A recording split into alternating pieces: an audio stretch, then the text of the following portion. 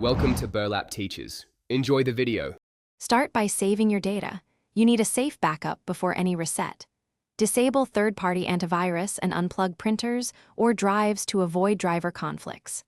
Next, reboot into Advanced Startup via Setting System Recovery and choose Restart Now. This stops Windows from attempting a normal reset. Once in the blue menu, select Troubleshoot so you can access reset options and command tools. This prepares the environment and prevents applications from blocking file operations. From Troubleshoot, choose Reset this PC. Pick Keep My Files if you want data preserved, or remove everything for a full reinstall. If reset fails, open Command Prompt and run sfc/scano to repair system files, then dism/online/cleanupimage/restore health to fix the component store. These restore integrity and often unlock the reset process.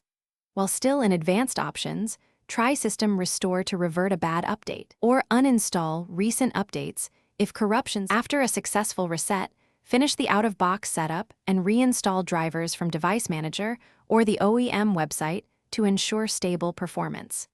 If reset continues to stall, create a bootable Windows 11 USB using the Media Creation tool and perform a clean install. This bypasses system-level blockers.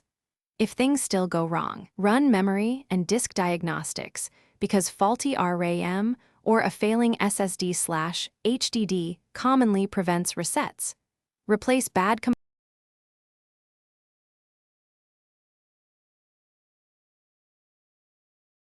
Thanks for watching. Consider subscribing if this video helped you.